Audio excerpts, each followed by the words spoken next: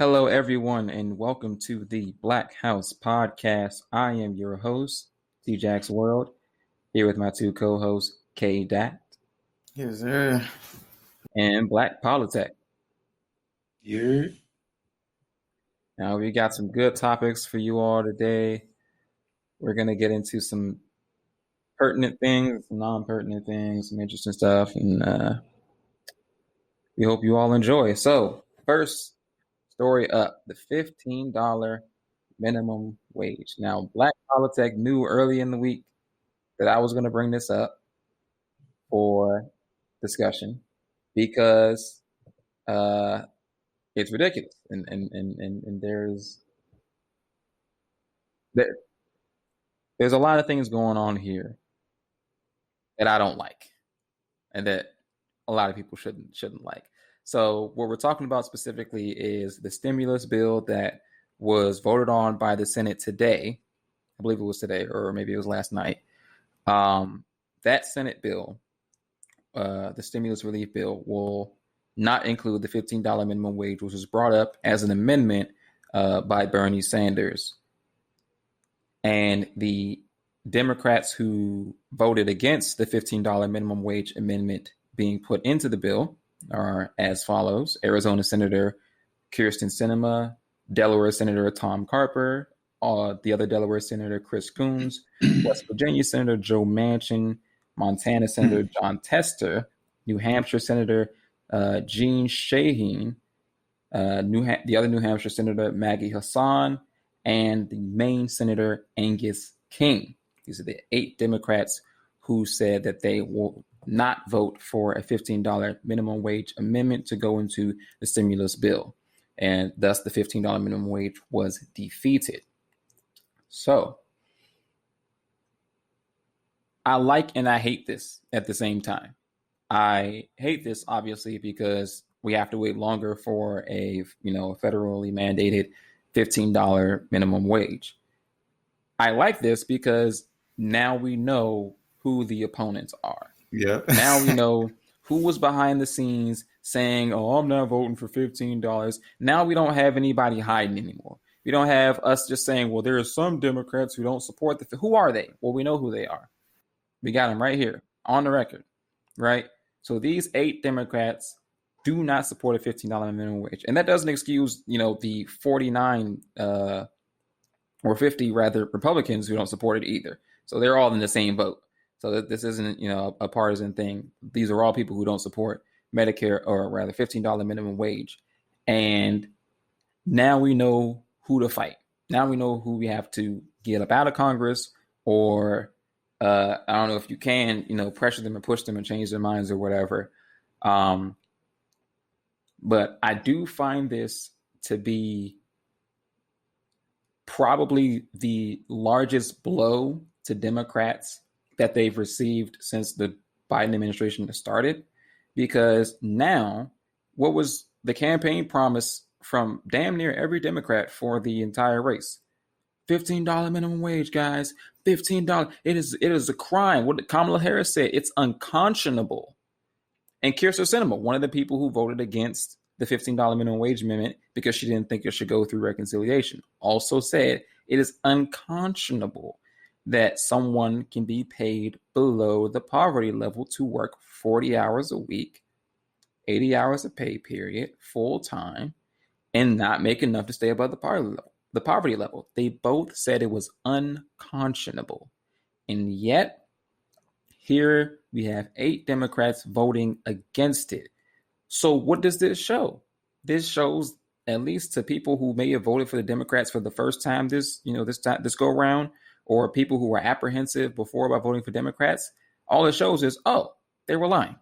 Of course they were lying when they said that they would pass a $15 minimum wage. Of course they weren't telling the truth, because how could they be telling the truth when you have right there, they said, hey, you put Democrats in office, you get a Democrat Senate, get a Democrat House, you're going to get $15 minimum wage. Well, you lied, because we're not getting it. 8 of you don't agree with that. And you told me that if I voted for you, that's what I would get. So now here we are in a stage where, 1, we know who the enemy is, or not necessarily the enemy, but the opponent is. And 2, we know that the Now, for a lot of people, they're going to be like, well, I can't trust whatever the Democrats say during the next election cycle.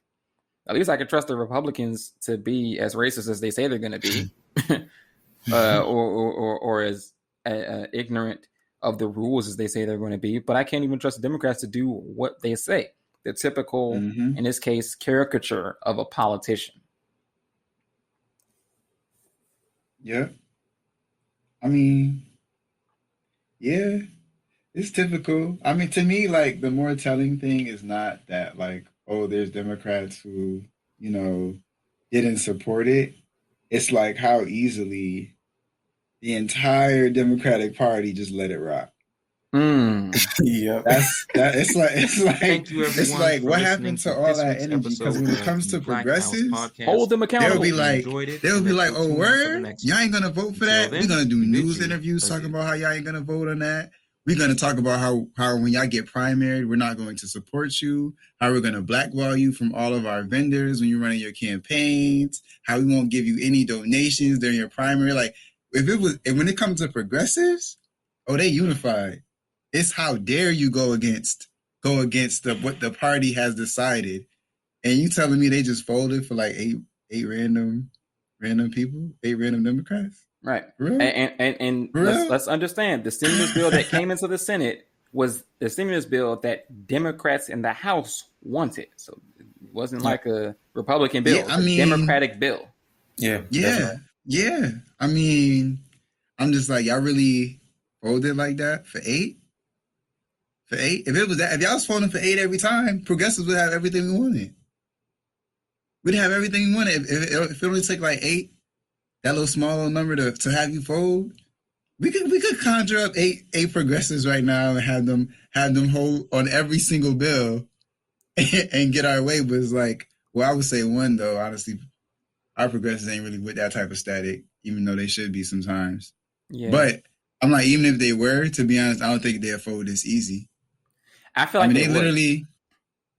And, I don't think so. And the only reason I don't think so is because like, I don't think this $15 minimum wage thing was really something they were really steadfast on. I would say I don't think it's something that they really was trying to get through. Because again, like you said, even one of the women who was like, "Oh, it was unconscionable," I turned around and said, "I won't accept it if it's a part of the $1.9 trillion pandemic relief bill." It's like if you was actually about this, that wouldn't even make any sense. If you were actually committed to this in the same way they were supposedly actually committed to $2,000 stimulus checks first week, the same way they were quote unquote first week $2,000 stimulus checks, and they knew they was lying, and they knew they was saying it in a way they didn't intend for it to actually be, but did it anyway, and then try to act like, oh, y'all should have known. No, people took it exactly as you wanted them to take it. A singular check for $2,000 the first week of your presidency, as you literally said word for word in your advertisements. So I think it's just a continuation of they didn't actually want it to happen. Because when it comes to progressive stuff, they shut that down with a quickness. I mean, they slander whoever's arguing for it. They slander in every type of way, do every type of blackballing, all that stuff. But when it's this, it's like, oh, yeah, it's out of our hands, y'all. It's out of our hands. Nothing we can do. Yeah, I feel how it's interesting that we're often talking about how Democrats are making adjustments to a bill to appease to the Republicans, but now we can't say that no more. Honestly, we never could absolutely say that, to be honest. I mean, making it. Yep. I see both of y'all points, because before we didn't know if they were adjusting it because they wanted to adjust it and they were just using Republicans as cover, but also we know now that they're definitely not adjusting it because of Republicans. Right. Yeah. Right. Yeah. And you talked about earlier Black Politech, progressives not having that type of power. In this situation, they actually do have a lot of power, because the COVID relief bill is a must-pass bill. It has No to facts. go through. I It can't agree. not go through. I agree that they do in terms of like and that's why I said, like, honestly, if it was that simple, progressives we could have been getting progressive things in there.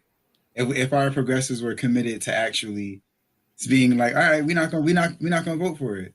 But the reason I say it wouldn't go as easily as it did with the people who didn't want to include the like Joe Manchin and all them who didn't want to include the $15 minimum wage in the bill, is that I don't think the party actually wanted that in there as much as they say.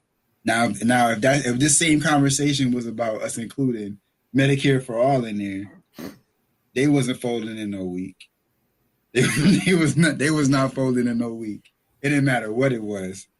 But I'd say though that I think if progressive were, slightly more assertive, they could make the moderates fold on this particular issue and get the $15. Because the thing is, with the House bill, because they're about to send it back to the House, right? Because we were already out of chances in the Senate. But with the House bill, you only need 6 Democrats to vote no, and the bill fails. And we have 10 progressives in the House. So theoretically, they could go, oh, wait, we sent you guys a Democratic bill, and you sent us back something without something we put in it? No, we're not voting for it. And then now we got to go back to the negotiating table and get that back in there, and then we send it back to the Senate. Okay, now let's say that happens, it goes back to the Senate. Well, now they say, well, we're going to strip it out again, right? And so then as a senator, we got progressive senators in Congress. We got Bernie Sanders, Elizabeth Warren. I forget the guy's name from Connecticut. I think it's Connecticut. Any one senator can block the COVID bill. Any one Democratic senator can block the COVID bill. So, and I was talking earlier today, and I was like, Bernie Sanders is 79 years old. He's got maybe one more term in him, and that's being generous. He's got, again, being generous, he's got 15 more years of life, provided he gets the best education, right? So, or the best medical care, right? Now is the time to stop trying to be polite. Now is the time to make enemies, because you ain't got that much time left in Congress, let alone on this planet.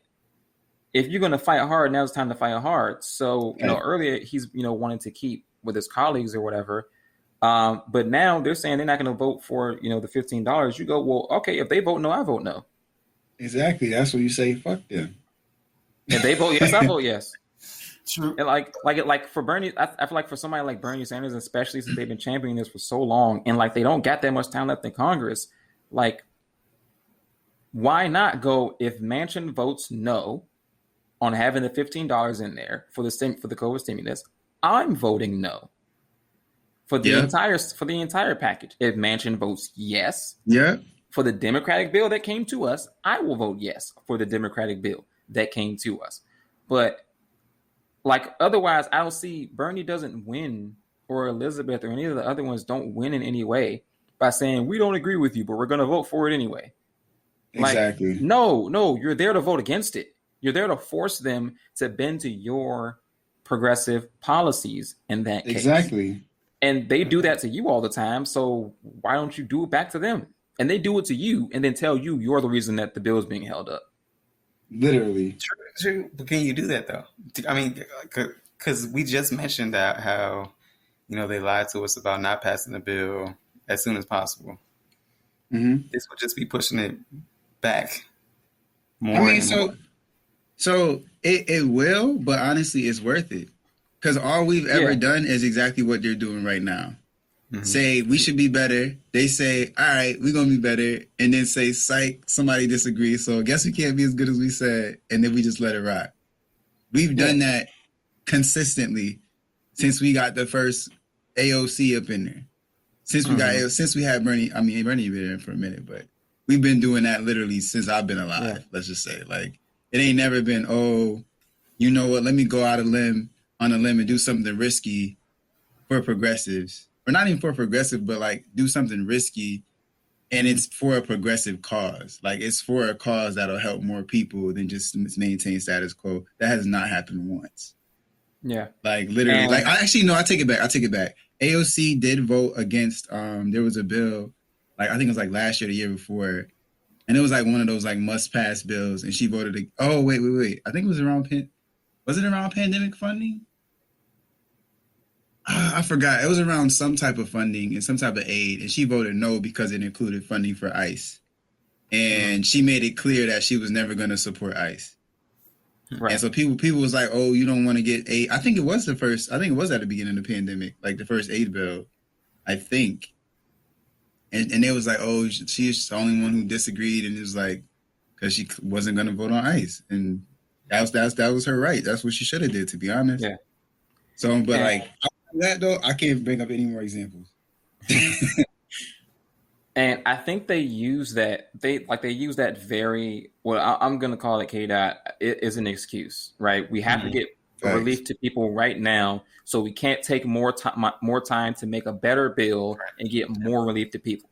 That's like asking somebody, like telling somebody, "Hey, look, I could give you $10 right now, but if you wait a week, I'll give you $100."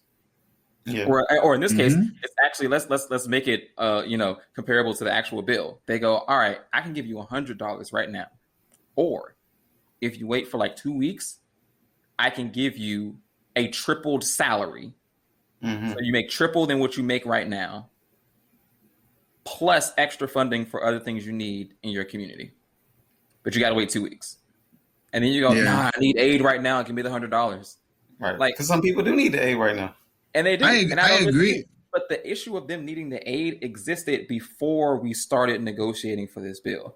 And if you give them the $100 now, it's not like you can go back down the line and still get them the tripled salary. Because by giving them the $100, you now push back that tripled salary by years. Right. So it's not back 2 weeks anymore. Now it's back 2 years, potentially. And even then, once it comes back up, it might be pushed back even further. So it's not the sense that we don't want to get people, or they don't want to get people help now, is that they want to give people the most help one time so that they don't have to keep going back and putting a Band-Aid on something that they could have just wrapped up in a cast and had fixed. Right. Yeah. Right. And we know. Good. Now, I was going to say, and the crazy thing is, like, the more urgent it is, the less likely it is to be helpful. Like, urgency literally is always used as a reason not to do the maximum good. At least with our politics, because they'll be like, "Oh, we got to pass something fast, so like it has to be something that's bipartisan, and it has to be not too crazy, and it has to be uniformly accepted amongst Democrats." Instead of like, what's the most efficient and effective thing we can do? And they'll be like, "Oh, we can't do something good. Yeah, that sounds good, but we can't do that because not everybody's going to agree to it. So we got to do something now that people are going to agree to." And it's like they always use immediacy and urgency as a reason to do less, not more. True. When it should be the opposite. Right. Imagine if this is the last COVID bill and during the pandemic. Imagine how far that $15 minimum wage bill is going to be pushed back. Yeah. It will. If the economy goes back up, it'll probably never come back up. They're not going to bring it back up for a while. This thing is gone. Honestly, it's gone for the next 2 years at a minimum, the next 4 years or beyond at a max, or at a potential max. It's not coming back up. This was it. This was the one chance to push it through. And honestly, for all the people who legitimately support $15 minimum wage, they failed. Yeah. It's not coming back up again. You're not going to get another chance. The others that were being bought out by these corporations. But let's move on to the actual stimmy then. The stimulus check, the stimulus package, the COVID relief package was approved and is going to be sent back to the House for approval and then signing by the president. It is likely that the House will approve of the amendments put into this bill and send it off for Biden to sign. So what's in this stimulus? Okay. We have $1,400 checks for people earning less than $75K a year. And it completely phases out at $80K. So if you made $80,000 in 2019, you don't get any stimulus. With this stimulus, 90% of households will get money. Under Trump's stimulus, I think it was 94 or 96% of households received some assistance. So there will be 7 million fewer families this time around will get a stimulus. Something they added to this bill, adult dependents and college students are expected to be eligible for it. They weren't eligible for the previous ones. It's going to be a $300 federal boost to weekly unemployment benefits through September. And it will make the first $10,000 of those benefits tax-free for our households with less than $150,000, which is a change from the House bill, which had $400 weekly enhancements through August instead of $300 through September. And both of those, go ahead. And both of those are walk downs from the 600. Right. That was in Trump's original, well, not Trump's bill, but in the first bill that passed under Trump. Yeah. So, like we discussed earlier, no minimum wage increase in the Senate version. $350 billion to states, local governments, for which is the same amount that the House passed. So there's no change to that. The Senate and the House bills both extend 15% increases in food stamps through September instead of having expire in June. It also contains $800 million for the Special Supplemental Nutrition Program for Women, Infants, and Children, known as WIC. And they also are allowing states to continue using the pandemic EBT. Both of the bills will send $20 billion to state and local governments to help low-income households cover back rent assistance, and utility bills.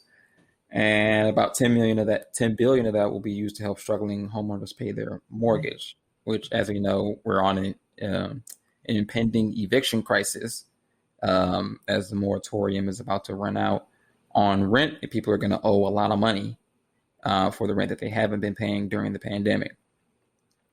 And let's see, we also have child tax credits for $3,000 for each child under 6, and $3,600 for each child under 6, and $3,000 for each child under 18. And these tax credits would actually be given as monthly payments rather than one lump sum, which most people get at the end of the year. $130 billion to schools to help them return to the classroom. Both the Senate and the House bills get premium subsidies for the ACA. They lower the enrollment percent or the cap for the ACA from 10% to 8% of their income towards the coverage. We got $15 billion for emergency disaster loan program, which is in the Paycheck Protection Program, and $8.5 billion to help struggling rural hospitals and healthcare providers. It doesn't provide any additional funding for hospitals or nursing homes, which received assistance in the previous packages under the Trump administration. And yeah, that's everything that's in the bill this time around. Yeah, I mean, I actually was surprised by the tax credits, by the $3,000. Is it $3,000 per child for the year, or is it $3,000 per child monthly? I think it's per year, and then they'll give them monthly payments out of that $3,000. Oh, okay. 3,600 under 6, 3,000. That's like 600. 8 is it 6, 12, something like that. The math's not mathing for me right now. 300. Okay. If for kids under 6, it would be 300. For kids under 18, that would be 220. 250, something like that. But and Canada already does this regularly. They give every month for every kid you got. Just saying. But yeah, I think the most interesting thing, or one thing that I noticed, was that they didn't give money to hospitals and nursing homes. They gave it to rural hospitals, but not to just every hospital. I guess because they assumed some of the other money that they've put in the bill. No, I'm not going to say they assumed anything, because it seems like these people do not write with any type of intelligence whatsoever when they make these bills. But yeah, I didn't have much to say about the stimulus. I just wanted to say what was in it, so that we didn't just talk about the $15 minimum wage not being in it. Do you have anything on that? Anything else on that? I just want to talk about how I believe it was Joe Manchin is the reason why the what's it called, the unemployment additional 400 went down to 3. Um, so again, to me, it's just another example of like they really letting some small minority. They really like to me is very. It's just like y'all wasn't really about this. Um, y'all wasn't really about it for real. Because there's no way. Like just coming off of the way y'all bullied progressives, there's no way if this was something y'all really cared about, y'all would just let rock like that and not make a big funk out about it. And then the other thing that is also crazy to me is like every time they lose, right? And when I say lose, I mean they said they were gonna do something, and they met the smallest amount of resistance and dramatically reduced what they were gonna do or alter what they were gonna do. They come out and say this is the best thing we've ever done, and I'm just like, I don't know what's. I mean, it's a couple ways to take it. There's a couple ways to take it. It's like either y'all are like the worst losers I've ever seen, and y'all are proud of it, or y'all are absolutely crazy, or to y'all it really is the best thing y'all ever did, and that's all y'all really wanted to do from jump. Because I'm like instead of it, if they actually cared about an issue, I'm not gonna come out and be like, yo, y'all, like I know I said I was gonna get y'all. I know y'all was starving. I know I told y'all I was gonna get y'all food. And instead of the meals I promised, I got you one meal of McDonald's. No, I got you back in a little bit of McDonald's right here. But honestly though, this the best food you would have ever got from me. That's basically what it sounds like. It's like, oh yeah, I told you I was gonna get you what you needed, and you told me what you needed.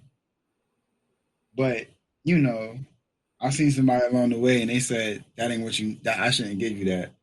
And I said, okay, well, you should be happy because this is the best I was ever going to give you. Like, that's literally what it sounds like. It's just like, that's ridiculous to me. That's ridiculous to me. Yeah. But, it's typical in behavior. I will say, though,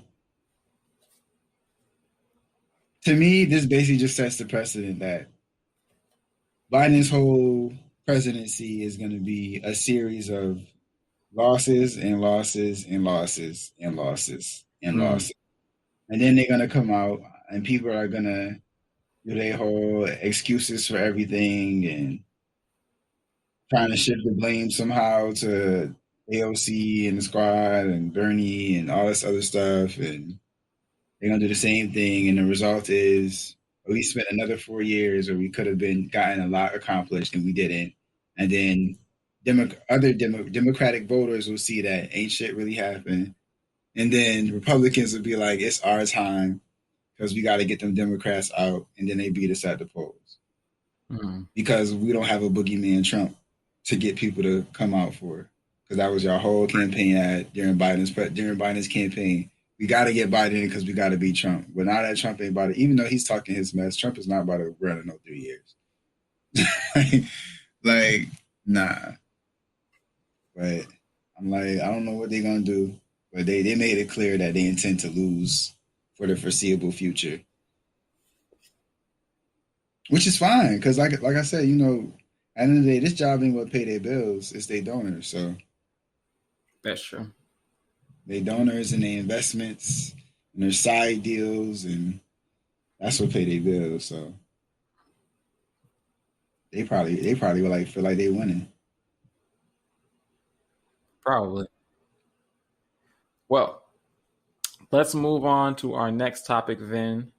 We have, at current, there's a going on 9-month strikes and protests by the farmers of India. So just a little bit of background on this. So right now there are rules changes to the pricing, the storage, and the selling of farm produce. And effectively, these changes in the rules would deregulate India's crop sales, which would endanger the activists, or rather the farmers' livelihoods. And so we see that Indian farmers right now, they can sell their produce at a government-controlled market for, a assured price. And the current system rather affords stability for the farmers to make decisions and investments for the crop cycles. The new laws would give farmers "quote unquote" choice and freedom, but that means that and that the farmers can now sell directly, but the likelihood is that they would be slowly consumed by the bigger and more powerful farm corporations, since they cut out the government. And so in this case, the farmers are worried that large corporations will take over most of the market. And without the protection of minimum prices, the fear is that those big businesses can take control over the storage and undercut everyone else.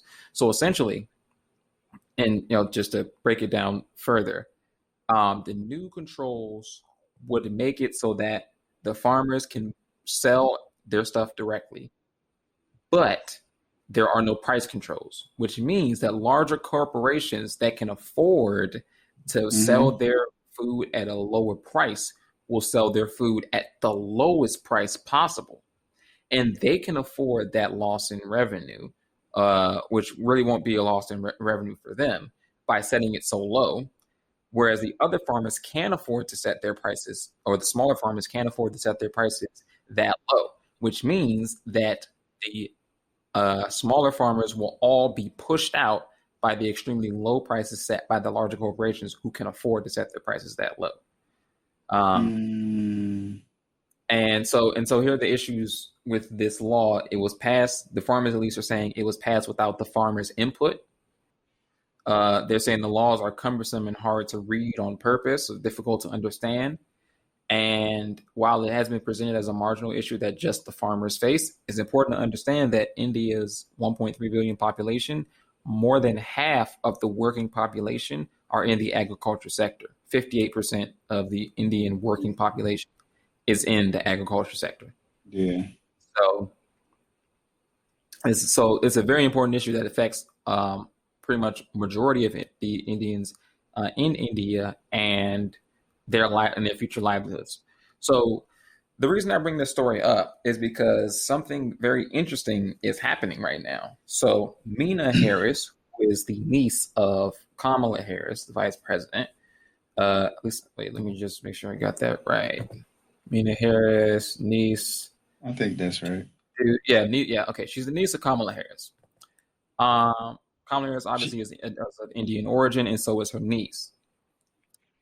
Her niece, as well as some other high-profile Indian celebrities and other just activists in general, were raising awareness about the issues that are going on in India. However, the Indians themselves, whom are protesting, said, "Stay out of our business." So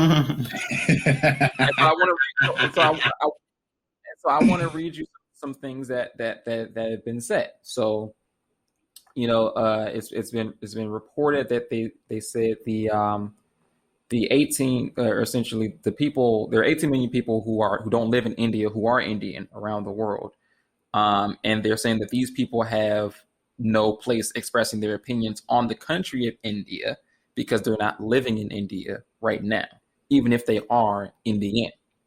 Harris responded on Twitter, "Don't tell me to stay out of your affairs. These are all of our issues."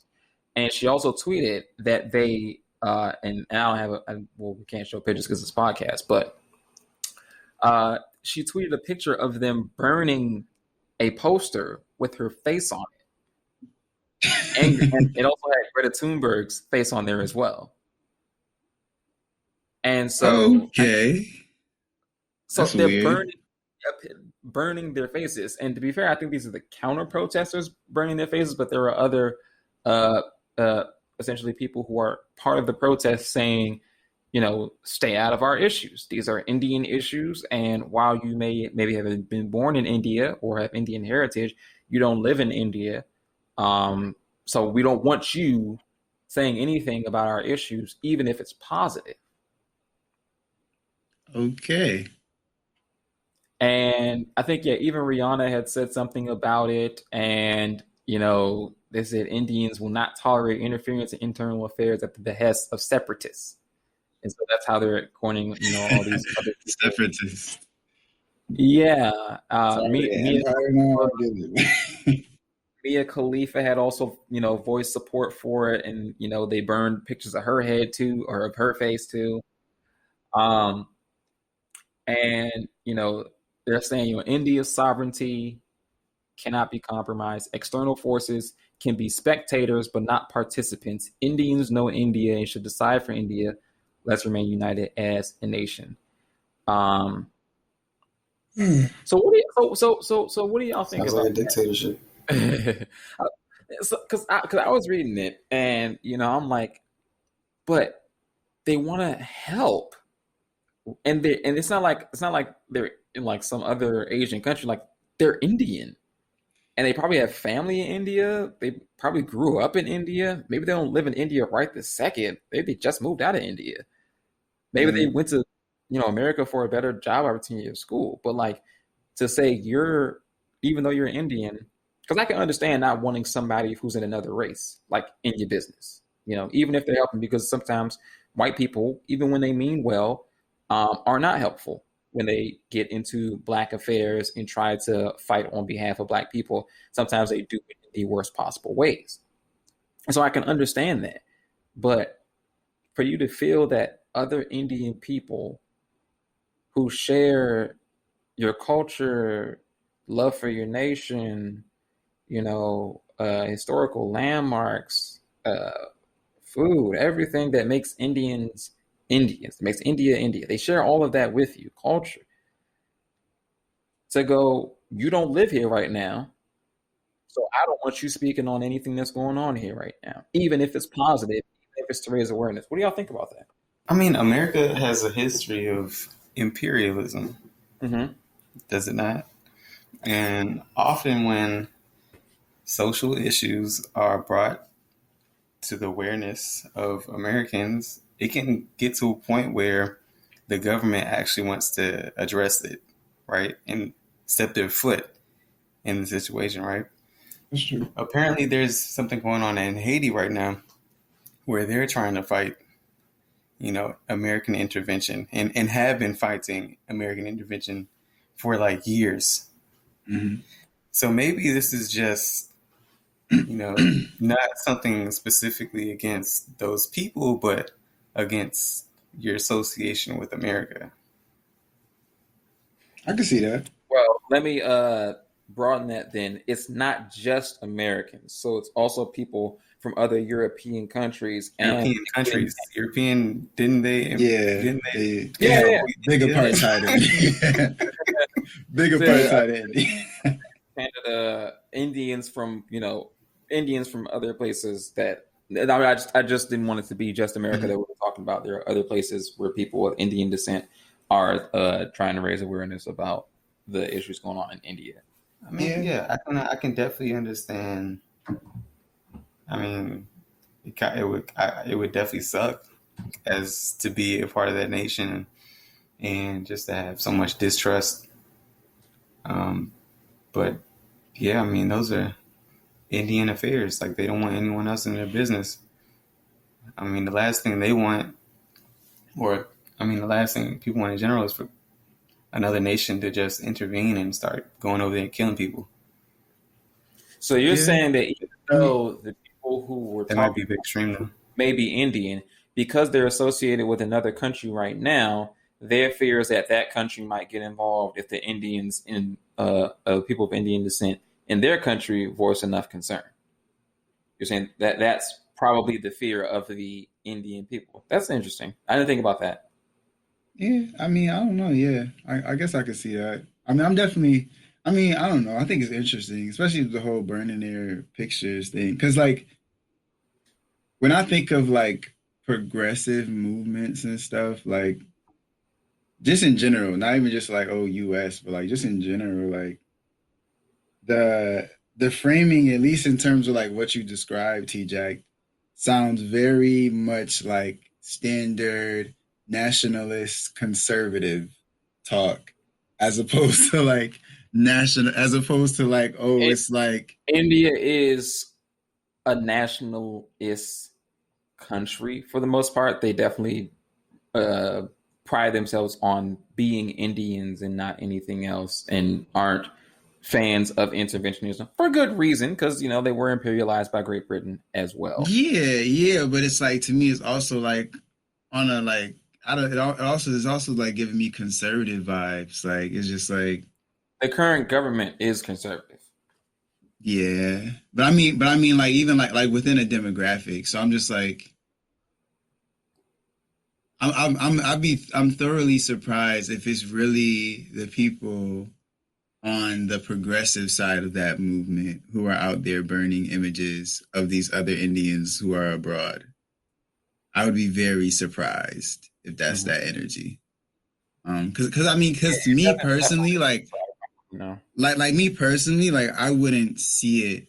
Like, if I'm organizing for the cause of anything, I wouldn't see it as advantageous for my movement to burn images on video of people who are allies, even if I'm like, y'all not the spokesperson, like, we could have that conversation, but like, I would never think to burn. I wouldn't see how it would be working towards my objective to burn images of people who would wish to be allies, and people, honestly, like, people who like seemingly have the birthright to be part of the movement. To be honest, like, I just wouldn't. That's just strange to me. Like, that's because, to me, that's like akin to me being like, oh, well, granted, the element about the U.S. imperialism is not actually, it's not apple to apple in this comparison. But I just feel like, to me, that's just like almost like when the UK was having BLM protests and stuff. And I feel like that would have been like me being like, yo, like, y'all don't speak on like policing in the U.S. Don't speak on that, because y'all better than ours. Like, don't worry about that. Da-da-da-da. And again, like, I know, like, the fear of imperialism is not there, but it's like odd to me, just from like a movement perspective, that I would then go and then like go out of my way to record myself burning images on video of these people. It's like, that's strange to me, if they're really like the progressive ones in this movement that are doing that. Yeah. Like, I definitely like to like be on ground to hear conversations, because I'm just like, that's odd to me. Well, they were also there is another layer of the story, because a lot of the backlash, quote unquote backlash, was occurring on Twitter, but the government has also, the Indian government has also limited what information can come out of India via Twitter and other social media outlets. So it could be, it's just like a blackout. And it could be in this case that they're only allowing the nationalist tweets and things, but that still would mean people are out there burning, effigies of Mina Harris and Greta Thunberg. Yeah, but I mean, I expect, like, only allowing that type of, so that could, not saying that they are, but that could be, because they are limiting the information that's coming out of India via social media. I could see that, because that just very much seems like it's like I don't know, because typically I'm just like, yo, if you want some activists organizing stuff, then like my lens is only strategic. So like, if it's not strategic, my presumption is that it won't happen. And I'm just like, if you burn in images of somebody, it has to be the ops. Like, it has to be the ops. And like, because I'm like, that's the only people who it would make sense, and like who it could possibly be strategic for to burn images of. Your ops. Yeah. And your ops is not people who are allies, even if misinformed. Even if it's like they want to be allies and they're harmful, like, you have a corrective conversation. You don't burn images of them and like post it up on social media. Like, that's not like, I don't know. But maybe, I don't know. That sounds similar to like the Sudan media blackout. Mm-hmm. Yeah, it was wilding. It was wilding. Or 2 summers ago. Yeah, where they basically just shut down social media. Like you couldn't get any type of message through. Yeah. There was one recently, I forgot which country it was. An election just happened. I think it was like a Western country on the continent. I forgot which country it was. And they literally did the same thing. They shut down internet in the country and then sent like this cease and desist to all the like internet serving companies to not accept any traffic to not send or accept any traffic to or from that country's internet. So like you couldn't even like VPN it and go around it because like they weren't even allowed to take any traffic coming from that country because one of the presidents was trying to basically ensure that he got reelected and his opponents had no chance. Interesting. Yeah. I dead forgot the country though. I remember it. I mean, yeah. Maybe this is just how India rolls, bro. I mean, like they're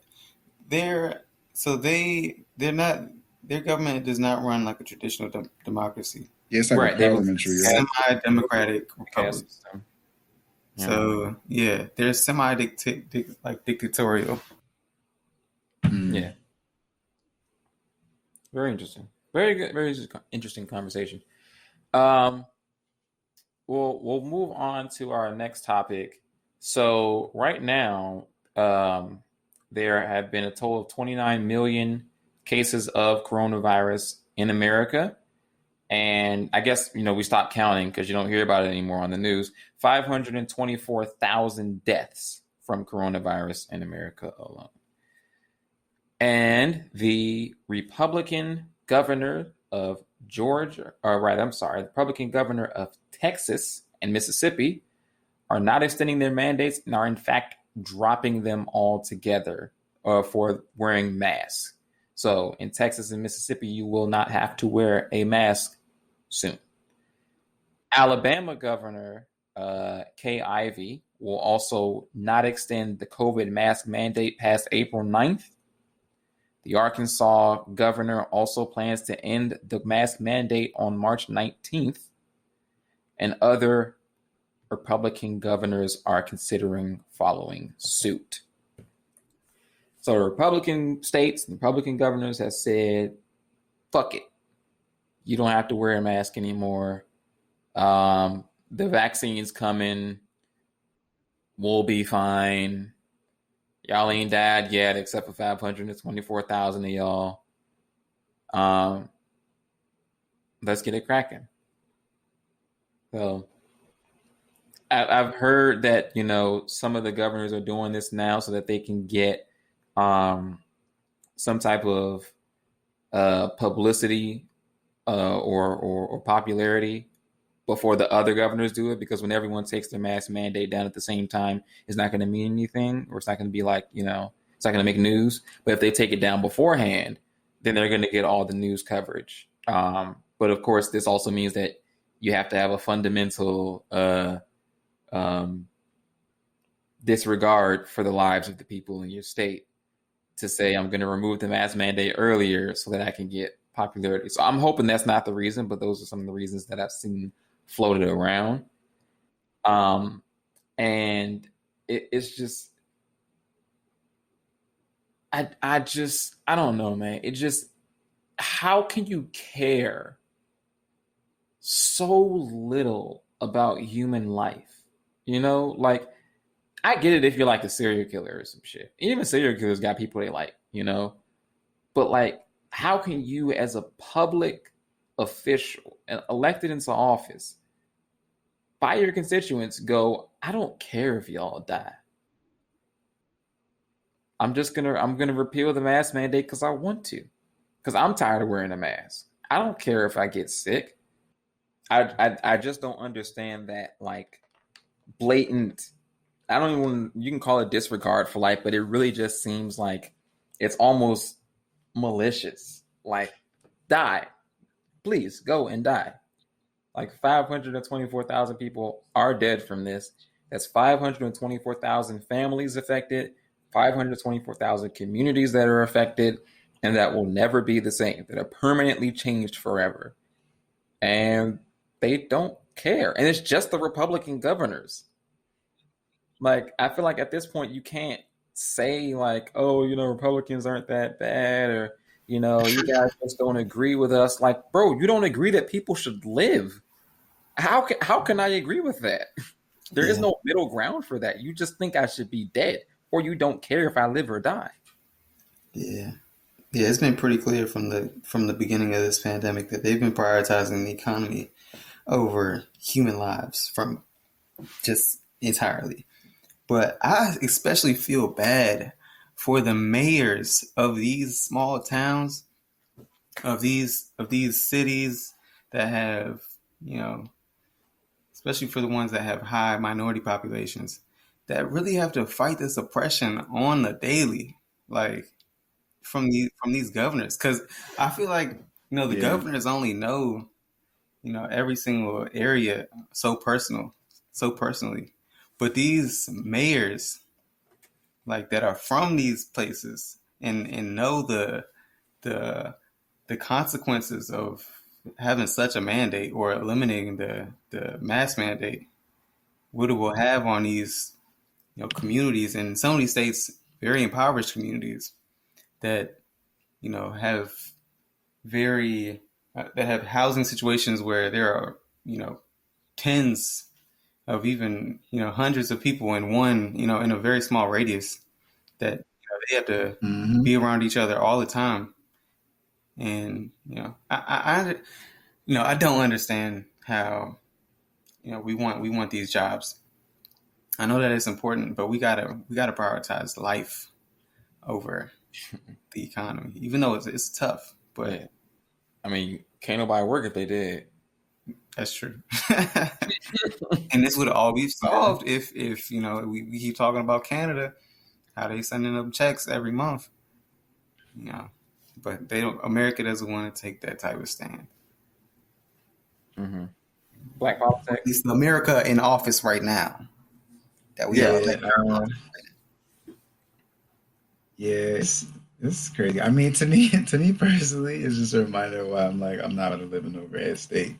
Honestly, I don't care when nobody talk about. I don't care how progressive X city is, whatever. I'm like, nah. I mean, Maryland's a blue state, but they have a Republican governor. Yeah, that's not like a red state to me.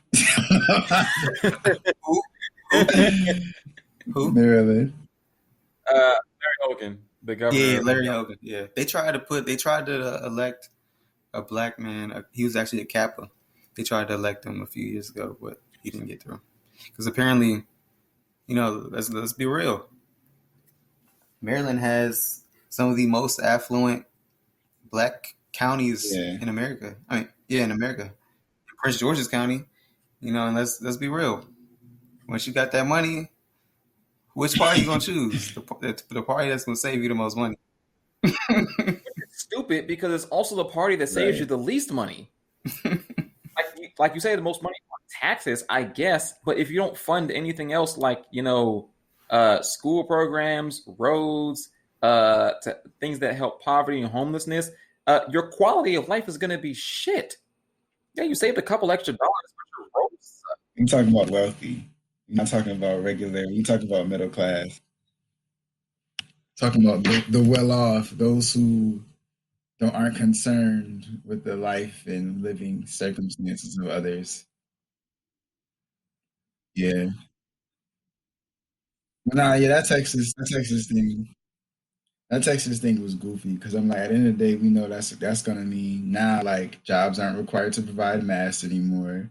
They probably aren't required to do the sanitation things. People can't be like, oh, if I was working from home because of COVID now, well, we don't have a mask mandate anymore, so come back into work, and I'm not obligated to give you any accommodations anymore. I don't know if Texas were obligated, but like now, I definitely aren't required to give you any accommodations. So if you were working from home, because whatever your health, if that's not one of our pre-COVID policies, it's not our current policy. I'm like, all of those things will come after he decided to act like COVID no longer exists in Texas. And apparently, I just saw today that there's a spike happening in COVID cases in Texas. And he said he blames the immigrants. I saw that. He said Joe Biden let in, even though Joe Biden deported more than like 1,000 Haitians. Apparently, he actually let in hundreds of immigrants who were COVID positive, and he let them into Texas specifically so that they could infect Texas citizens. That is what the governor of Texas, Abbott, said. He said that Joe Biden specifically let COVID positive immigrants into Texas, even though he's been deporting immigrants at the border, including over 1,000 Haitian immigrants. Yeah, that's crazy. That's legit crazy. Yeah. It's just crazy, like looking on a macro level of how shit does not stop. Like shit does not stop in the during a pandemic. Crime does not stop. Well, people, homicide rates don't stop. They spike. Police, police misconduct as far as them killing us spikes.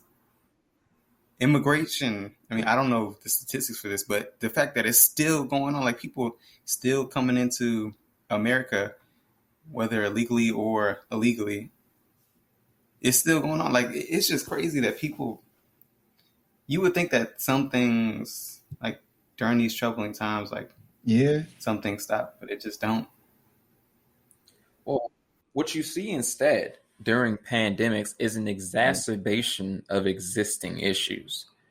And so rather, like you said, instead of seeing certain things stop, you see certain things increase. The only things that will stop are the things that we considered optional before. So things like kindness, right? So, it's a pandemic. I don't got to be nice no more because I got to worry about myself and my family.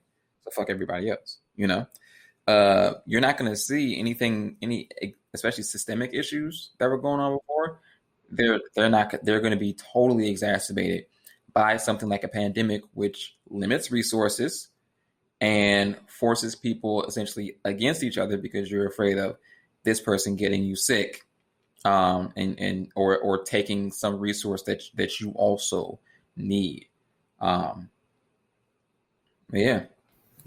There was like last week. There was like a fatal car crash in California. I don't know if y'all heard about it. I didn't. But it left. It was in Southern California by the border. It left 13 people dead, bro. Damn. Yeah. And I could be wrong about this. Actually, let's revisit this. Let me get these facts straight. Okay. Well, we're going to move on to your topic, the Congolese Mountain of Gold. What's that all about? Bet. So apparently, I gotta get better. But apparently there's this mountain in I'm about to mess it up, like Luhihi in Congo in the South Kivu province, that apparently there's literally so much gold. It's just like coming like imagine like literally like a mountain that's like mostly a dirt mountain, and like you just dig your hand in the dirt, and in that handful is just gold in there. So they like swimming in gold. I'm like, they're literally estimating that like 60 to 90% of the soil in a mountain is made up of gold. That's how much gold we're talking about. So like the videos. Congo next world power. So in the videos, it's just mad people like just digging. They're literally just hitting the dirt with a shovel, picking it up, and all you see is wash some water on it, handfuls of gold, like popcorn. I'm just like, yo. And apparently, like authorities are. Go ahead. No, I said that's wild. Like, and honestly, they shouldn't have went public with it, because you know what America's and UK is going to do. They're going to be like, all right, guys, time to go to war with the Congo. So actually, Congo is so the government is like restricting, because apparently like Congo is like full of like a lot of stuff like oil, timber, diamonds, the minerals like tin and tungsten and tantalum. Yeah, I remember I watched that movie Blood Diamond. Yeah, so they already have a lot of like laws around tracking like where stuff was mined, who has a license to mine it, And then apparently with certain things like gold, which they classify as conflict materials, there has to be you basically have to be able to document like where it came from, because they do have an issue with like certain groups being forced to mine things, which is like an example that it's blood diamonds, but other types of minerals as well. So right now, they're like the government is like halting all the mining activity. I don't know if it's actually working because people definitely literally is like going in, digging up the dirt, taking it home, rinsing it off. Like it's crazy. But yeah, their government is taking steps to like ideally make sure nobody's getting finessed or nobody's getting like forced to dig up stuff and basically nobody starts losing their life over it. Yeah, the videos is crazy though. I mean, honestly though, like from the videos I've seen, like it was a lot of people, but it didn't seem like violent or nothing. Everybody just seemed like it was there trying to get their handful of dirt, to be honest. It was lit though. Damn. Yeah. So, trip to the Congo? Nah, we can't go over there and start taking. That ain't right. Yeah. Says who? This is God's land. Nah, bruh. I wanted everybody, including me, to use it to the full extent. So let's go get some gold. America is known for stealing people's natural resources. Well, I am American. I live up to my heritage. I'm weak. I'm American African. There we go. I forgot about that. Yo. So about this crash. So killed 13 people and was considered one of the deadliest highway crashes involving migrants sneaking into the U.S. So they crashed through a border fence. That'll do it. Like, bruh. And their car caught on fire before they get to the highway. Oh, wow. And then they just... What? Bruh, that shit is fucked up. And 19 of them escaped, or 18 of them escaped, and they were all detained by Border Patrol. Crazy. Right. Way to bring the good stories, KDot. Make us all smile, why don't you? Yeah. Yeah, all right, though. It's fucked up, bro. The 18? I don't know, bro. I want to know how many trucks they had. The Suburban carried 19 people. Yeah, no, they'd be on. They be on top of each other. Like it's not like people's next to each other. No, they're like literally on top. Damn. Like all that extra space you see in a car, where heads and arms go. Yeah, that's where the bodies are. Damn. But yeah. Damn. Well, then KDot, why don't you brighten up our day and talk to us about the George Floyd and policing? Okay, so yeah, just to give a little debrief on what's been going on. So the George Floyd Justice and Policing Act was initially introduced on June 8th, 2020 by Representative Karen Bass of the 37th District of California. And this was introduced roughly 2 weeks after the killing of George Floyd by a Minneapolis police officer in late May. I think it was May 25th, 2020. But so that bill was passed. It was introduced and it was passed by the House, but it just sat on the Senate calendar, and I guess nothing happened with it. But this year, Representative Karen Bass reintroduced it, and it got passed this past Wednesday, March 3rd, 2021, by an 8-vote margin, 220 to 212. Interestingly, last year, it passed by a margin of 56 votes. Oh, so that's a pretty big difference. So we can once again 8. That's a lot of losses. And that shows you, bro. Once the period of like grief and not grief, but once all the sensationalizing. Yeah, like once that period goes away, bro, they just don't care no more, bro. Yeah, they literally just doing stuff to show us that They did not show us shit, I guess. It's crazy. 8 to 56. Like that's a big difference. A significant amount of support loss. But So, maybe they also lost. Maybe there were also lost elections because there was an election just happened. True. And I was also thinking it could have been some difference in the legislation. But getting into that, so I'm just going to go over. It's a 136-page bill, but I'm going to go over just. Please don't read all 136 pages. So, all right. So, it would close. So if this bill were to be passed, would to be passed by the Senate, it would close the sexual consent loophole that exists in a majority of states, 35 out of 50 states, which is crazy, which allows police to have sex with or even rape detainees as long as the police claim that it was consensual. It would introduce what happened in Syracuse. fuck, bruh. Happened in Syracuse. Damn, for real? How can you consensually have sex with an inmate? It's the dehumanizing process of our prison industrial complex. That's just rape. How, bro? Yeah, no, I'm moving to Canada, bro. Fuck this shit. Yeah, Canada. So it would also introduce requirements for police and body cameras. You know, some municipal governments already have those in place, like DC. It would introduce programs with the aim of eliminating racial and religious profiling. It would establish the National Police Misconduct Registry. It would limit qualified immunity for police, which has allowed police to escape legal liability for civil rights violations unless the victim can show that their rights were clearly established at the time.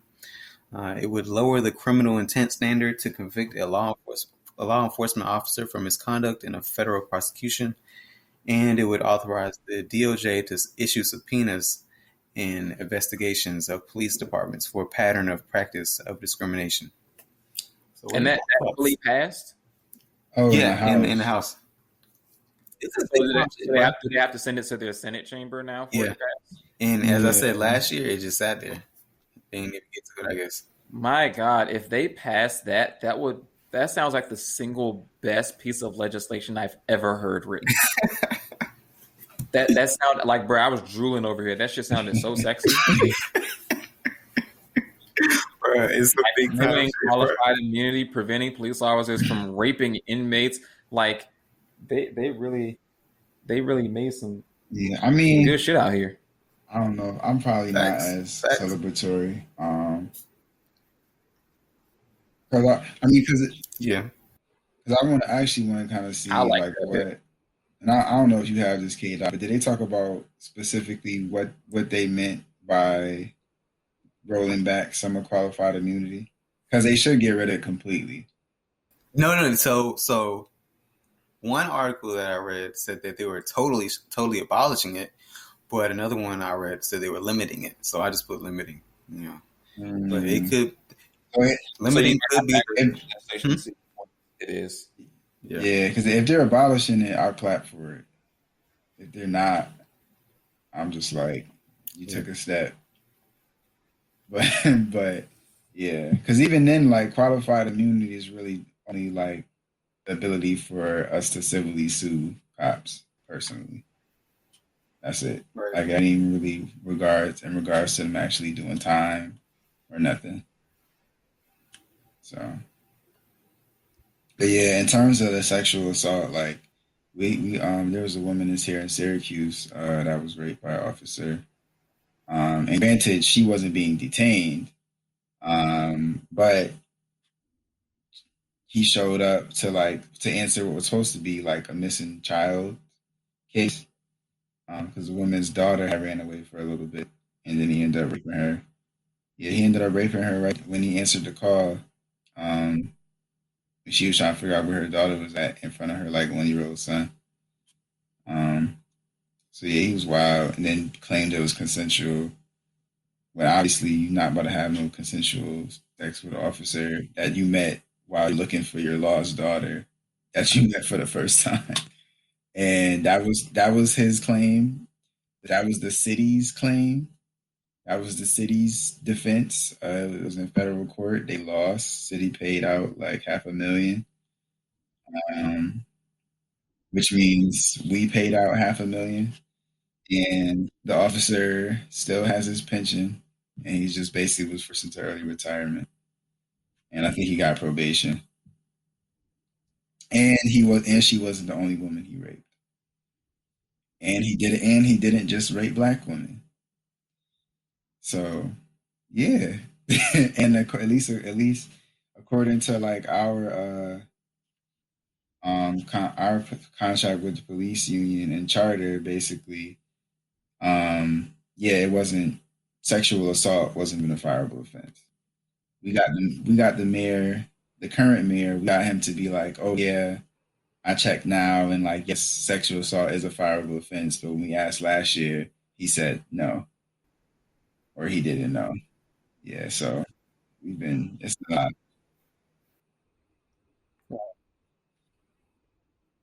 And Yes, yep. even beyond it being a fireable offense, right? Beyond that, why would you want to work with a police officer who rapes people?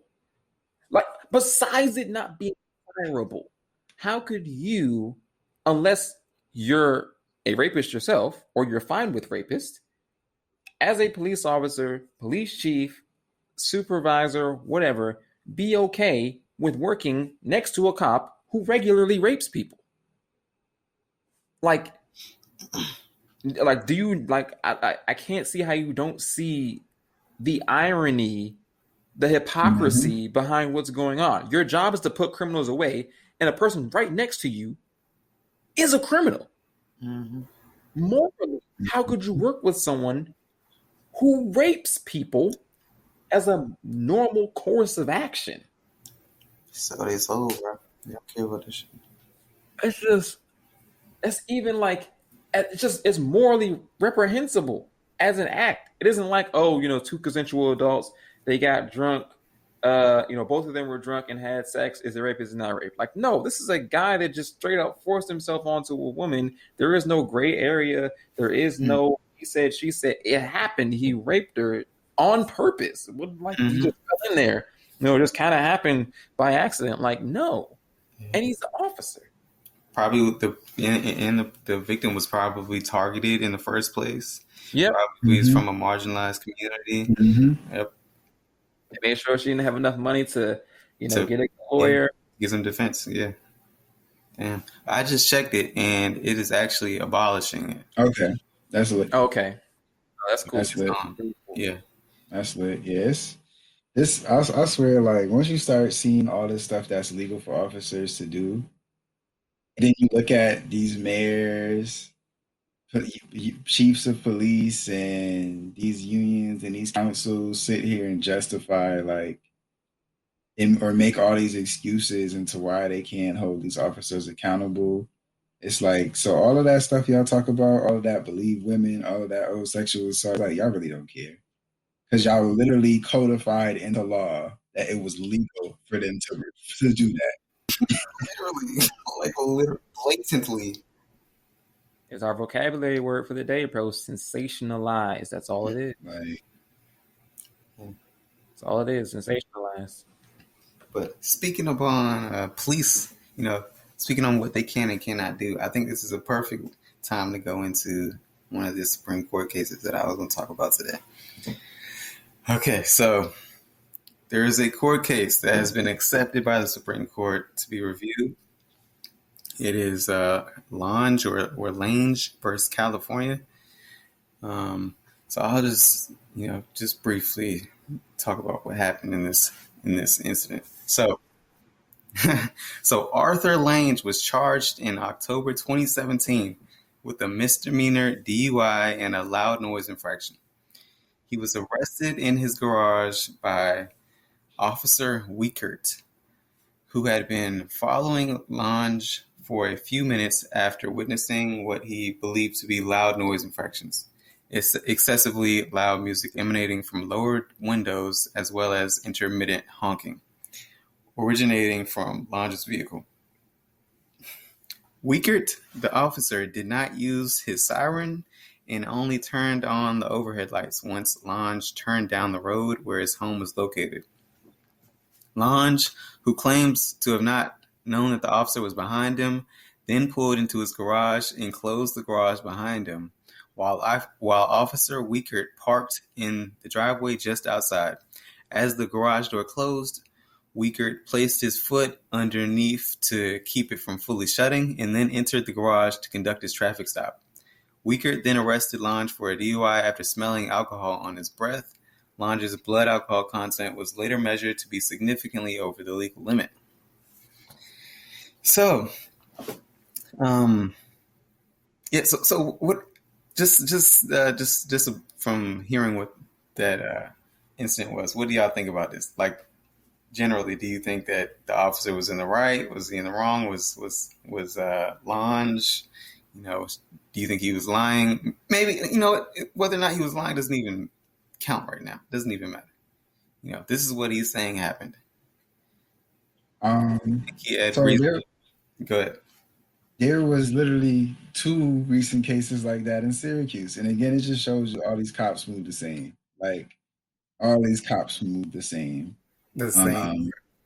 And so, like, yeah, I mean, it's messed up. It's messed up on the officer's side because at the end of the day, it's like, if you didn't pull him over prior to him getting home, it's done. It's not a traffic stop no more.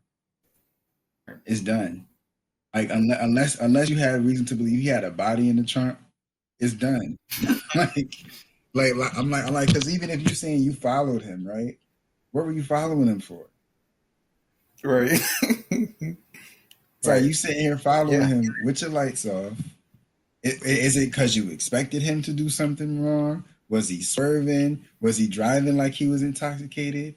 I'm like, all of these things, if that's what you thought, you should have lit your lights up before he got home. It's not a traffic stop no more. It's not a traffic stop. Because when you engaged with him, he was gone. Like, he was already out the car. Yeah. Yeah. I will say, what was the outcome of the case? No, it's still being reviewed. Oh, still being reviewed. I would say that Lang should hire the best lawyer money could buy because he's going to be if he has a good lawyer and does a nice civil suit. Lots of things were violated there, and I don't know all the specific state laws, but just knowing about policing in general. If you're going to stop somebody, for an infraction like that, for having driven under the influence, right? If they're already in the park, if they're already in the garage, right? How can you prove they drove under the influence? Right. You would say his blood alcohol content was measured later at whatever amount, right? But he could easily say, I took 4 shots when I got into my garage. Right. Yeah. I wasn't driving drunk. Then what?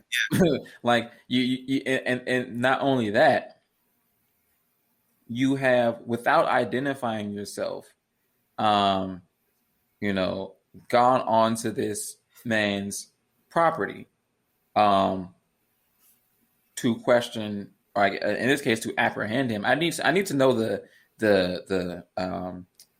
series of events on both people's sides that they're saying that they alleged happened. But presumably, if he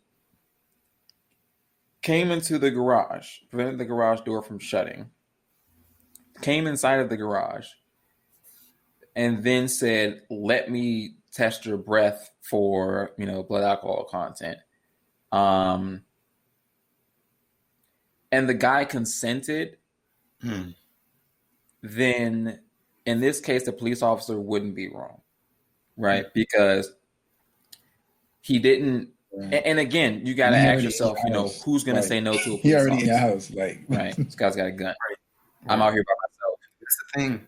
Yeah. Exactly. Right. I'm out here by myself. This police officer's in my space. literally in where I'm supposed to feel safe at. Like, what am I supposed to do? So if the sequence of events is, stops the garage door from closing, identifies himself as a police officer, asks if he can breathalyze him, and he allows him in, arrested him. Right, and he allows him in. Oh, you smelled his breath and arrested him. And then arrested him. Right, he didn't even breathalyze him. So honestly, he do needs a good lawyer because there's just so much wrong here. Entering his house without any probable cause.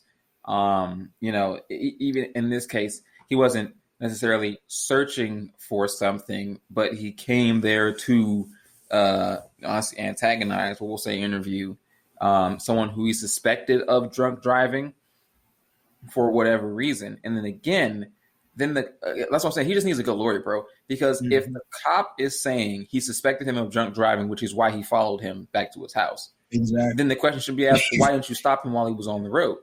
You just allowed him to keep driving until he maybe hit somebody by accident while he was drunk driving. He didn't turn his light on until he got to his house.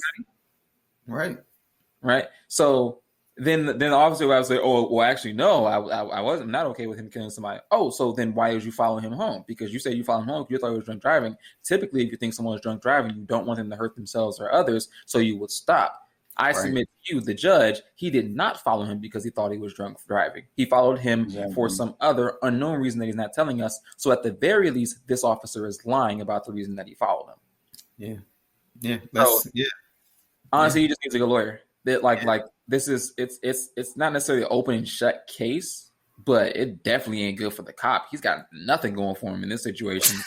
He did not by himself. Didn't stop the car, and he thought that he was drunk driving, and that's why he stopped him. He would have to come up with another reason. It couldn't be he thought that he was drunk driving. And like I said again, he closed the garage door. In the time he closed the garage door, he could easily say, "I took 4 shots, which is why my breath smelled like alcohol." and the cop can't disprove that. But I will say the added context, like KDot said, though, was that it was with the Supreme Court. Yeah, what are they? What's the argument here? What are they? What are they? What is Lang trying to argue against California? Okay, so he's saying that it was basically like a breach of his Fourth Amendment right? So Fourth Amendment states the right of the people to be secure against unreasonable searches and seizures shall not be violated, and no warrants shall issue but upon probable cause. By oath or affirmation, and particularly describing the place to be searched and the persons or things to be seized. Right? So he's gonna lose. So what is probable cause though? Is it like, well, again, he didn't search for anything, and like I said, I would need to know the fact pattern. But if he agreed or consent, again, who's going to say no to a police officer who's like, I'm coming in? If he doesn't say, don't come into my home or something like that, and essentially agreed or passively agreed to allow the officer in there, then he's totally lost it. If he did say something along the lines of, do not come into my home, officer, I will talk with you outside. Right. And the officer disregards that, Lang has a case. And that is not an open and shut case, but he has a case if that was the fact pattern. But the fact pattern is the officer comes in, Lang either passively gives him permission or purposefully gives him permission to be in his garage in this case. And then that's the other thing. I don't know what the laws are in that. It was a hot pursuit. What's considered part of the domain? Because some cities don't consider your garage part of your domain or your house. True. It was a hot pursuit, so that's why. Like, he continued to chase him because it was a hot pursuit. Like, he was chasing him, like, to arrest him. Yeah, if he's saying that and he has any, like, proof around it, I don't see this being a Fourth Amendment violation. Because, like you said, it's against unreasonable searches and seizures without probable cause.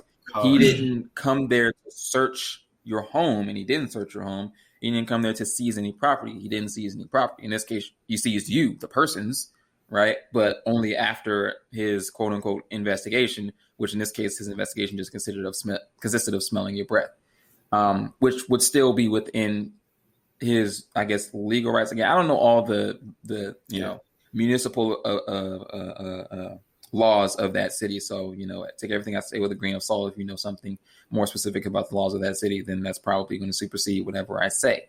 But from what it sounds like, Lang is definitely going to lose that case. I mean, okay, gotcha. I mean, like, he was 100% win a civil case. Gotcha. What probable cause though? Like, it's like, what constitutes that? Like, what level of severity constitutes probable cause? Because is it me with a rifle outside, or did you see me bring a rifle in my home? Is that why you chased me, or is it because of a misdemeanor DUI charge? No, what I'm saying is the Fourth Amendment doesn't even apply here. For probable for you don't like he didn't even need if what he's saying is right, he didn't need probable cause to enter his garage and to question him or smell his breath or whatever. If the officer, if the fact pattern when they're hashing out in court, they go, the officer's fact pattern is correct, right? Then he doesn't need probable cause to enter the garage and arrest this guy. If they deem the civilian's fact pattern is correct and that he did not give the officer the permission in the home and it wasn't a high pursuit, officer didn't turn on any lights or anything like that, then you got a case. But it's not a super strong case either. Gotcha. Because there's a lot of things you'd have to prove. As like I said, he just need a good lawyer, but there's a lot of things you have to prove. You have to prove that the officer did not identify himself, that he was an officer while he was behind you. You have to prove that he followed you. And technically you could prove that by, you being in your garage. But then, like you say, he could always say it was a hot pursuit. I was chasing him. And then, part of the investigation with that would be, hey, neighbors, did you hear police sirens out here on X night? Hey, did you see any cars racing through? Does this guy normally drive his car really fast through the neighborhood? So you would need to do some more investigation for him to win the Supreme Court case on a Fourth Amendment violation. But it doesn't sound like a Fourth Amendment violation to me, depending on the fact pattern here. Talking about affirmative action, I want to go on this little tangent. So I said I just finished his book, The New Jim Crow by Michelle Alexander. And she was speaking about affirmative action in the sense that, I brought this up the 2 weeks ago when I mentioned, I think it was we shouldn't, there's always been the exception for Black people, like Barack Obama, or going way back to slavery days, you had the house slave or whatever. So modern day, like we look at, Black mayors, Black police chiefs, and how in the book she said that affirmative action accelerated Black people being in those positions. So she also mentions in order to have true not liberation, but in order to overcome a lot of what's going on right now, we need to eliminate affirmative action, because it's harder to criticize someone that is Black in that position and that is actively oppressing Black people, on the white people side and our side, because we want to be, we're glad that they're in that position and want to be easy on them. And then from the white perspective, it's, oh, they're Black, so that must be what the Black community wants. Can I respond to that? Go ahead. I think the sentence was I think they got the words jumbled up and they just misstated that sentence. The sentence should be, it's hard for you to criticize Black people in those positions, because it ain't hard for me. I criticize anybody that's doing wrong. It sounds to me like you're uncomfortable doing the right thing when you see a certain face, right? You don't do the right thing when you're supposed to do the right thing. You do the right thing when it's comfortable to do it. That's what it sounds like to me. So I'm sure she's a wonderful woman, and I'm sure she's, supports a lot of Black issues.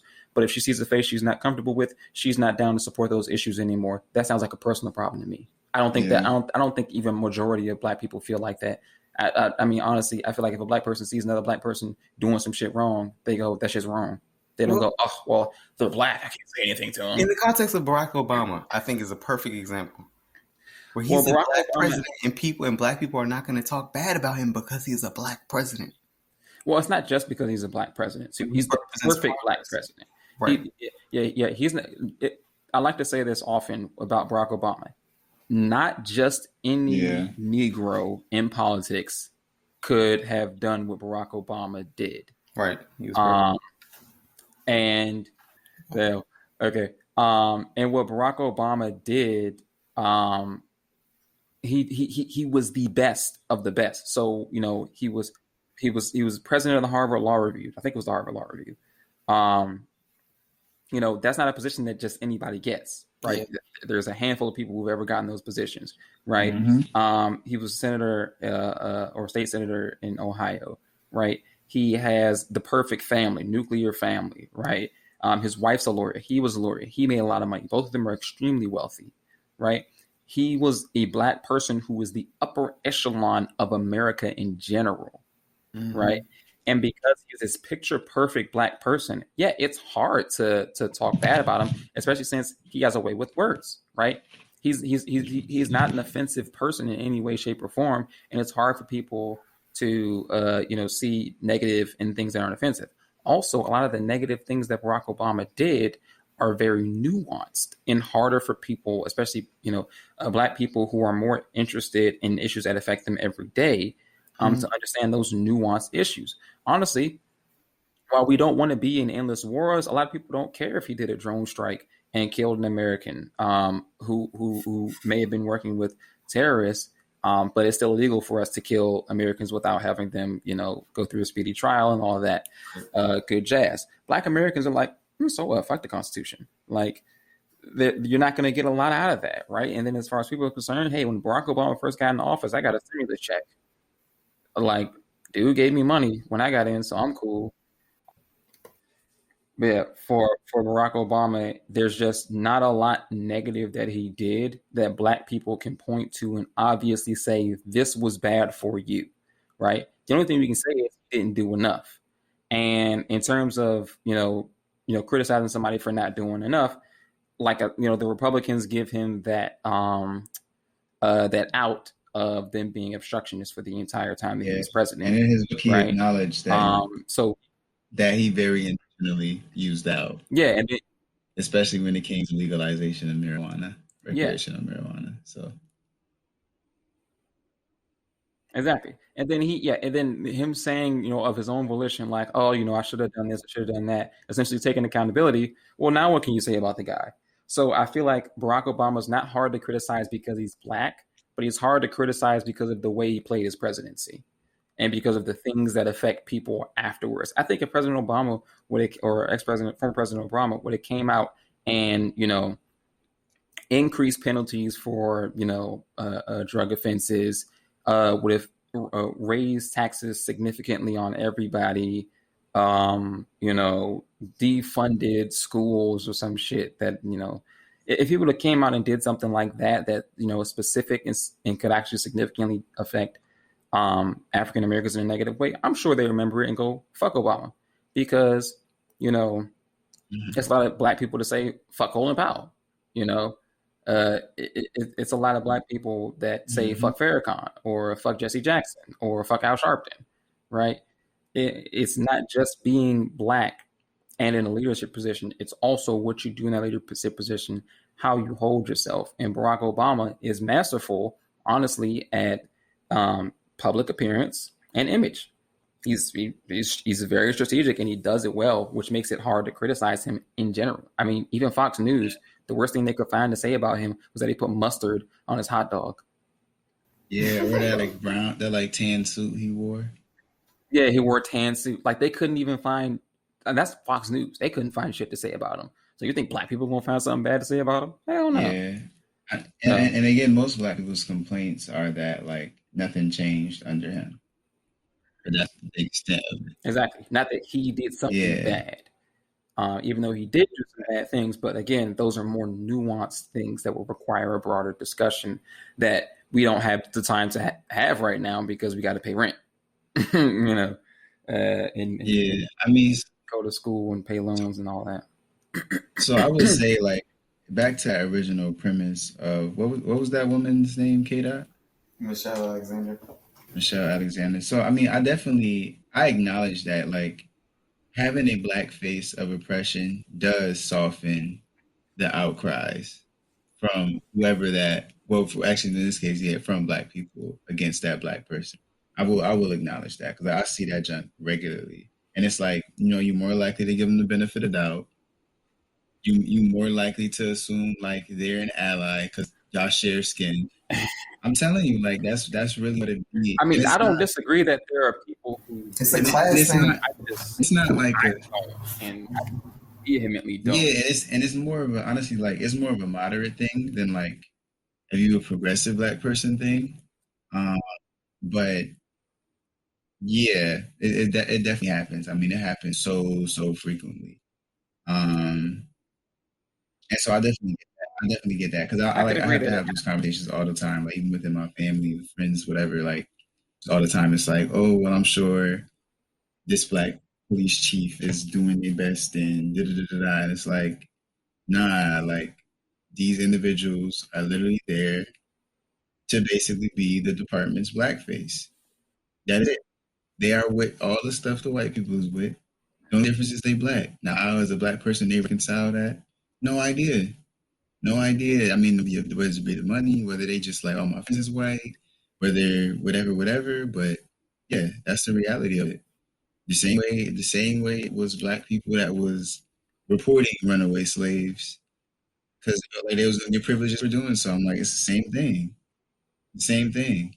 I mean, not even just black people, but like any culture, demographic, it's always going to be people who you would assume ally with the community based off of some shared commonality who don't. And that's typical. Like, so but do I think like getting rid of affirmative action will negate that? No, I don't. I don't think that. I mean, I think it is an interesting idea. Because I mean, I can definitely see it like juxtaposition to being like, well, when it was all white, we had that energy, and now it's like unified energy, and I can see how you make the leap to be like affirmative action is that blocker for that energy, but like I don't think so. I don't think it have the impact to outweigh some of the negatives that would come with that. Because like affirmative actions, like I realized is like because I was doing some research on it just like earlier as we was talking about, like that's the reason why I have like certain contracts that's like guaranteed in government contracts and like that results in like a lot of like economic boosts and stuff for black people in certain areas and like all of that would be gone. So I'm like that's not gonna have the impact sis think it's gonna have. Plus it doesn't negate the fact that like education is the issue. I don't mean necessarily like college education, but just political education in general is the reason people aren't able to recognize or are less likely to recognize or go against a blackface for some type of white organization. That's the issue. And that issue won't be removed when you put a blackface there. So yeah, I don't think that's the approach. Right. Mm-hmm. Yeah. Yeah. Oh, that was the referral. Yeah. Those are definitely good points. I wanted to like refer to the book for a second. So yeah. Good point. So just look with Obama. Yeah. Like, we mentioned, he comes from a privileged background, right? Yeah, he's a good Negro. Right. But, bruh. Yeah, he was already. As far as he's perfect. Drug use, this man has admitted to being a stoner. You know that, right? Yeah. He's cool too. Admitted and it's cool. Admitted to marijuana, but not only marijuana, but cocaine as well, right? That's a white drug. Right. So for him to, openly admit, colloquially speaking, maybe statistically.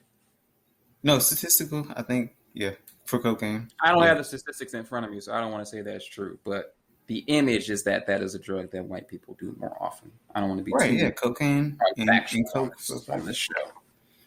Or crack for black people. Yeah. So for him to openly like admit that during an ongoing war on drugs, like you see where I'm going with that, and like to say if he got caught while he was younger, right? There would have been no Harvard Law School. There would have been no presidency. Oh, yeah, there may not even have been college at all, because once you're convicted of that felony, you can't get that financial aid. Oh yeah, right. But not only so there should have been some type of, and he did. I think we also talked about this another time, where he did, lower the ratio for crack and powdered cocaine. The sentencing ratio was 100. It was 100 to 1 crack to cocaine for sentencing. So you get 100 times the sentence for the same amount of crack as cocaine. He lowered it from 100 to 1 to 17 to 1 instead of 1. Didn't even lower it all the way down. Yeah, it doesn't make any sense. Didn't even lower it all the way down. But also look at his cabinet. Look who he came into presidency with, Joe Biden. Let's not ignore the role of the Senate and the House during the drug war. How they allowed all that legislation to run through. They wrote it exactly. Joe Biden wrote the crime bill. Bill Clinton was about the 3 strikes. Right.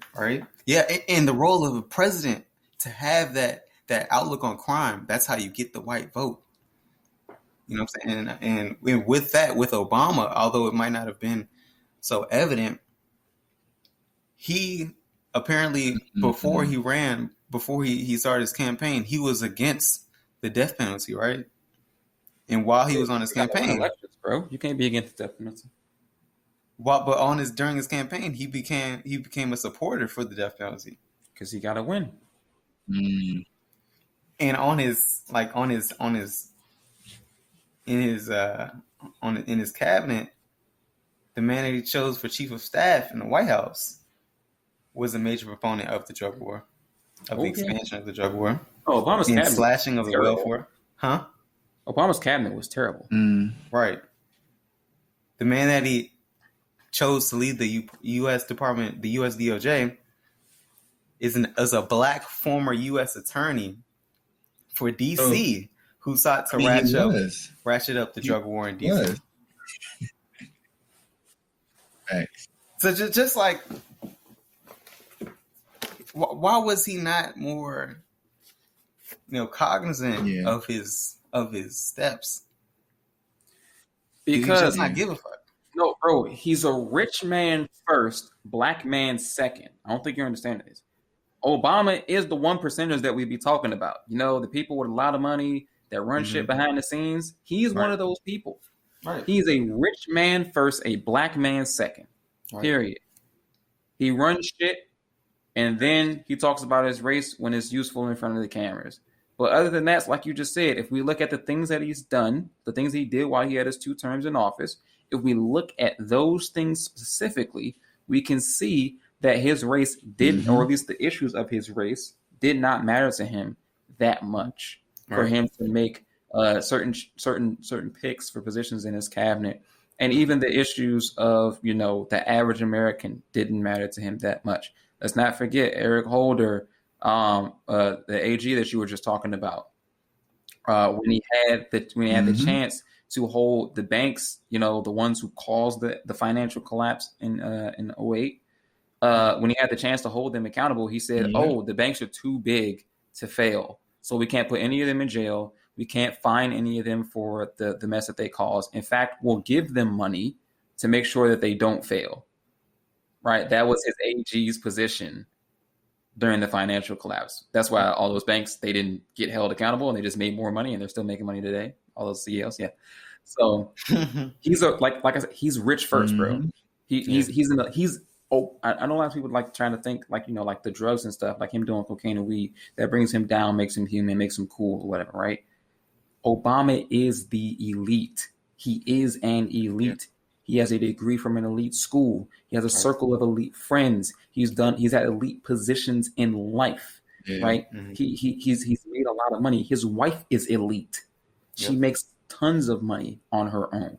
She has elite friends. She went to an elite school, has had elite positions. They are not the average American. Not to say that they can't be inspirational. Yeah. It's not to say that they can't, provide hope for people in other positions, but they're not the average American in any way, shape, or form.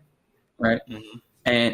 And you got to look at it from that lens. Everybody is defined by money first, because it doesn't matter what the color of your skin is. If you got money, you got money. No.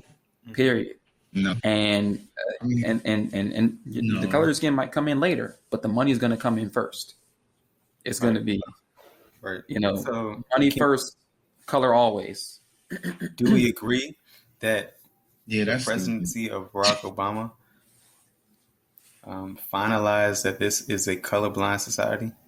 I mean, they're not being racist. No, being colorblind society. All society sees. It's weird. Society is as far as people saying like America is not racist. We've had a black president. Oh wait, no, that's the stupidest thing I've ever heard in my life. That's colorblind. That's being colorblind. Yeah, no, it's not being colorblind. It's being colorblind. It's not being colorblind. To say that we've had, Here's the thing: does racism? Yeah. What you're saying is colorblind because your definition of racism in that sense is that I would never let a black man be in a position of power, even if it was convenient to me, right? Yes. And your definition of racism does not go across the board, is what I'm saying. Exactly. Your definition of racism that only if I put a black person in charge of me, I must not be racist. It's stupid. That's just stupid. Right. So you can. I mean, come on, think about it. White people still go to black restaurants and eat the food they cook there, right? Because they like the food, right? They don't go, oh, I would never eat food, that a Negro made or that a Hispanic person made or whatever because they're Hispanic, whatever. No, they like the food. They eat the food, right? Because regardless, even in the position of president, white people will still feel like you serve me. I can put you in any position and you still serve me. It's not about, well, now this guy was president, so that means everybody must have liked him enough to vote him president. Biden's president, and everybody did not like him enough to want him to be president. They just didn't like the other guy more.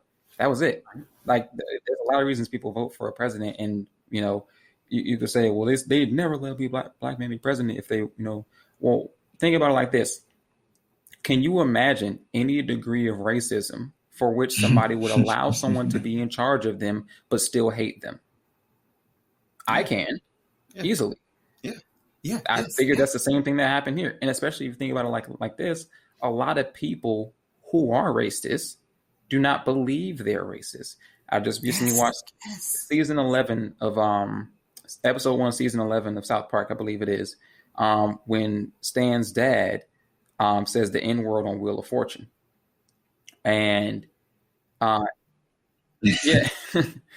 and in the episode, when Stan's in the car driving home, or Stan is in the car and his dad's driving home, his wife was like, Randy, why would you said the N-word on national television?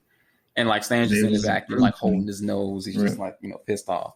And then his dad goes, look, your dad thought he was going to win a lot of money by saying that word. Your dad is not a racist. Right? So said the N-word on national television, but he doesn't believe he's racist because the only reason he said it was so that he could win money. That's that mindset of a lot of racists in America. I only did this racist thing because of X. I only called him, the N-word because he made me mad. I only called him the N-word because we got into an altercation. Or I only said boy because that's just the way I talk, right? They don't associate the acts of racism with them being racist. So you could easily have someone go, don't remember the guy from Get Out, right? Oh yeah, I voted for Obama both times, but I steal the eyes of black men to implant them into white men. You're right. Like, you can, that plays into the colorblind society though. Right. He doesn't consider his acts of racism indicative of him being racist. So I wouldn't say it's a colorblind society. I would say it's more like a society of people that refuse to accept what their actions mean. People who separate themselves from the actions they do. Because in reality, you are the person, you are made up of the actions that you've done. Your whole entire life. You are a culmination of all the things that you've done and not done. And for a lot of racists, they say, well, the things I do don't make me racist. As long as I don't think I'm racist, I'm not racist, right? And so it's not about whether or not you think you're blind to color. It's not about whether or not you think the things that you do are or aren't racist. It's not whether or not you think that you hate Black people. It's about what you do. And so in that sense, it's not a colorblind society. And I would add I would add like in terms of like even like a colorblind society is not even something to strive for. Like not racist and colorblind is two different things. At the end of the day, like a colorblind society is like a society where, it's like there was just that recent report where they were like, the what was it? The heart rate monitors are less effective for Black people. And it's like, probably because they use the green laser. It's like a lot of the hand sensors, whether you like the automated hand dryers, like the automated like water things when you use the bathroom. A lot of them didn't realize that, when you put that green laser on Black people's skin, the reflectivity rate is not the same. And that's what indicates whether or not something is there or something is not. So it doesn't work because it doesn't think something is there because of the pigment of our skin, which reflects green light differently. And it's like, if y'all was really on some, we don't see skin, we don't see color, y'all would never think to be like, and that's exactly why we're here right now. Y'all never thought, there's more than just white skin test or something. And it's literally the same thing with facial recognition algorithms. It's the same thing with the object detection algorithms in self-driving cars that are like 15% less likely to recognize a Black pedestrian as a pedestrian. It's like all of those things are from people who quote unquote didn't see color. And so it's like, nah. Exactly. In other words, not seeing color also equals not seeing issues that may exist. Definitely. Yeah, definitely. So, yeah, those are great points. Like, I guess where I'm going though, like just like with context, is colorblind revolving around criminal justice. As in modern day legislation, it's colorblind, right? It's race neutral. It's been race neutral for years. Like that's how they. No, it's not. Yes, it is race neutral. Like there's no explicit term language that was. You mean? Yeah. Oh, yeah. Okay, I see what you're saying. Yeah. Like and that's a good point. Like you said, yes, no, it's not. Like because it impacts us. Like we have issues. Race neutral in rhetoric, but not in impact. Yes, exactly. Rhetoric, exactly, bro. Exactly. And as a president, like as I was saying, like as a president, since Nixon, every single president has had such a big, their whole campaign has revolved around crime. Decreasing crime. No matter what, we're going to triple down on crime. We're going to have a 3 strikes law. We're going to crack down on the Black Panthers. We're going to crack down on Martin Luther King and Malcolm X. And it's always something in the campaign. And just for him not to, as we said, he's elite. And, having that, you would expect some type of racial consciousness, right? From Obama, You would expect it, yes. You would expect it.